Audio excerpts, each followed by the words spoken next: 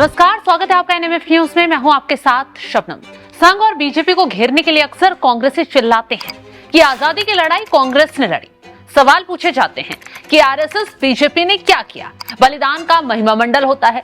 लेकिन आज आपको कांग्रेस प्रेसिडेंट फाइल्स किताब के कुछ पन्नों में छपा कांग्रेस का वो ऐतिहासिक सच दिखाएंगे जिसे सुनकर आप हैरान हो जाएंगे, सोचने को मजबूर हो जाएंगे। क्या वाकई में कांग्रेस की स्थापना आजादी की लड़ाई लड़ने के लिए हुई? और किसने की? और जिसने कांग्रेस बनाई उसने आजादी की लड़ाई में क्या भूमिका निभाई? चलिए, स्पेशल शो कहानी के एपिसोड में आज बात विष्णु शर्मा के जरिए लिखी गई किताब कांग्रेस प्रेसिडेंट्स फाइल की होगी। उस खुलासे की होगी जो हर किसी को हैरान परेशान कर रहा है, हर किसी की पैरों तले जमीन खिसका देगा।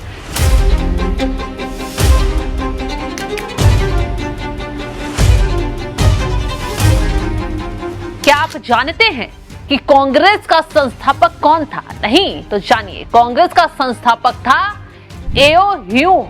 वो कोई देशभक्त नहीं था, बल्कि क्रांतिकारियों का वो हत्यारा अंग्रेज था जिसके हाथ 200 से ज्यादा भारतीयों के खून से सने थे। आज हम खुलासा करेंगे कि कैसे आजादी का दम भरने वाली पार्टी का जन्म असल में ब्रिटिश साम्राज्य को बचाने के लिए एक साजिश के तौर पर किया गया था। इस किताब में ये छपा हुआ है कि ह्यूम ने 1857 की क्रांति के दौरान कितनी क्रूरता दिखाई थी जब वो उत्तर प्रदेश के इटावा का डीएम हुआ करता था। तब उसने अपनी आंखों के सामने क्रांतिकारियों को फांसी पर चढ़ते देखा और तो और खुद मौत का आदेश दिया। किताब के मुताबिक ह्यूम ने अकेले इटावा में 215 आजादी के मतवालों की जान ली थी। 21 अप्रैल 1958 की वो तारीख जब ह्यूम ने खुद स्वीकार किया कि उसने अजीतमल में 84 विद्रोहियों को मौत के घाट उतारा। उससे पहले 7 फरवरी को 131 सैनिकों की हत्या की बात उसने खुद कबूल की है। ये किताब बारीकी से कहती है ये वो दौर था जब मेरठ से आई क्रांतिकारियों की टोली ने ह्यूम को चकमा देकर हथियारों पर कब्जा कर लिया था। ये वो दौर था जब अंग्रेजों की हुकूमत के खिलाफ आवाज बुलंद हो रही थी। तब ह्यूम इतना डर गया था कि उसे महिलाओं के कपड़े पहनकर अपनी जान बचानी पड़ी थी और 6 महीने तक वो आगरा के किले में छुपा रहा था। क्या ऐसे व्यक्ति के हाथों बनी संस्था वाकई भारत की आजादी के लिए लड़ रही थी? ह्यूम ने कांग्रेस क्यों बनाई, पहले ये जानिए। इसका जवाब विलियम वेडरबर्ग ने ह्यूम की आत्मकथा में दिया है। वेडरबर्ग, जो खुद बाद में कांग्रेस के अध्यक्ष बने, बताते हैं ह्यूम को भारत के साधुओं, फकीरों और बैरागियों के जरिए गुप्त सूचनाएं मिलती थी। ह्यूम को 7 बड़े वॉल्यूम्स यानी खंडों की एक रिपोर्ट दिखाई गई थी जिसमें देश भर से, गांवों और कस्बों से आई 30,000 से अधिक सूचनाएं थी। ह्यूम ने खुद लिखा था कि गुप्त रूप से पुरानी तलवारें, भाले और बंदूकें एकत्रित किए जा रहे हैं। अचानक हिंसा भड़केगी, आगजनी की जाएगी, लूटपाट होगी और अंग्रेजों का जीना दूभर हो जाएगा। ह्यूम को डर था कि 1857 से भी बड़ी क्रांति होने वाली है। ब्रिटिश साम्राज्य को इस आग से बचाने के लिए उसे एक निकास द्वार चाहिए था। खुद ह्यूम ने आगे ये बात कही और कहा कि ब्रिटिश साम्राज्य की अखंडता को बचाने के लिए कांग्रेस से बेहतर कोई सेफ्टी वाल्व नहीं हो सकता था।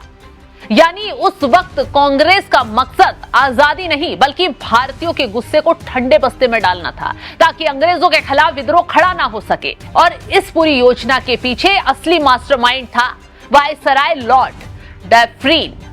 किताब खुलासा करती है कि डैफ्रीन ने ह्यूम को सुझाव दिया था कि ऐसी संस्था बनाओ जहां भारतीय नेता हर साल मिले और सरकार की कमियां बताएं ताकि अंग्रेजों को पता रहे कि विद्रोह कहां से पनप रहा है, क्यों पनप रहा है, सारी कहानी खुलकर अंग्रेजों के सामने आ जाए।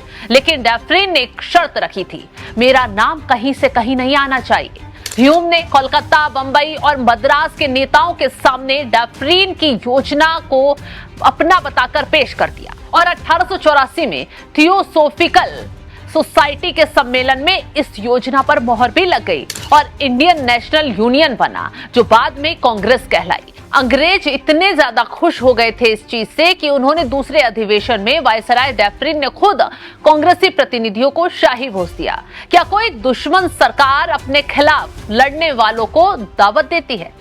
बिल्कुल नहीं। ये सब एक मिली भगत थी।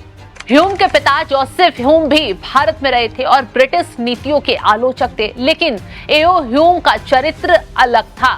उसने शिक्षा के नाम पर संस्कृत पाठशालाओं और मदरसों को बंद कर अपनी भाषा थोपी ताकि गुलामों की फौज तैयार हो सके। ह्यूम बाद में कांग्रेसियों से भी दुखी हो गया था, क्योंकि उसे समझ आ गया था कि कांग्रेस के नेता सिर्फ ब्रिटिश सरकार में पद और सुविधाएं पाकर खुश हैं। 1892 में ह्यूम ने एक गुप्त सर्कुलर भेजा कि भारत में फ्रांस जैसी बड़ी क्रांति होने वाली है, लेकिन तिलक को छोड़कर किसी ने उसका साथ नहीं दिया। कांग्रेस के नेता डीई वासा ने तो यहां तक कह दिया था कि ह्यूम कांग्रेस का गला काट रहे हैं। अंत में ह्यूम निराश होकर लंदन लौट गया। उसने एक कॉल टू आर्म्स नाम का पैम्पलेट्स लिखा, जिसमें कहा कि राष्ट्र बलिदान से बनते हैं, लेकिन तब तक कांग्रेस पूरी तरह अंग्रेजों के भरोसेमंद सलाहकारों का अड्डा बन चुकी थी। असल में आज जो कांग्रेस अपने इतिहास की दोहाई देती है, वो असल में डैफ्रीन और ह्यूम के सेफ्टी वॉल्व से निकली है। किताब के ये तथ्य साबित करते हैं कि कांग्रेस का शुरुआती ढांचा ब्रिटिश हुकूमत को मजबूत करने के लिए तैयार किया गया था।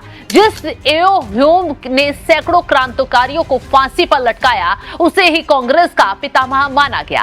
आज की कांग्रेस ह्यूम का नाम लेने से कतराती है, क्योंकि जैसे ही ह्यूम का नाम आएगा, डैफ्रीन की साजिश का पर्दाफाश हो जाएगा। इस किताब और इतिहास के ये पन्ने गवाह हैं कि बलिदान उन क्रांतिकारियों ने दिया था जिन्हें ह्यूम ने मरवाया था, न कि उन लोगों ने जो अंग्रेजों के साथ चाय पीकर सेफ्टी वॉल्व चला रहे थे। और अगर आपको ये किताब कांग्रेस प्रेसिडेंट फाइल्स के हवाले से इतिहास का ये अनसुना किस्सा पसंद आया, तो इस वीडियो को शेयर जरूर करिएगा और कांग्रेस प्रेसिडेंट फाइल्स के इन तथ्यों पर अपनी राय हमें कमेंट बॉक्स में जरूर बताइएगा। और आगे की कहानियां भी हम आपको बताएंगे। कांग्रेस का इतिहास क्या रहा, कैसे नेता जुड़े और कैसे कांग्रेस की स्थापना में आगे आगे लोगों का योगदान रहा। तो फिलहाल इस खबर को लेकर जरूर कमेंट बॉक्स में अपनी राय जरूर बताइएगा। तमाम बड़ी खबरों की अपडेट के लिए आप हमारे साथ जुड़े रहें। नमस्कार।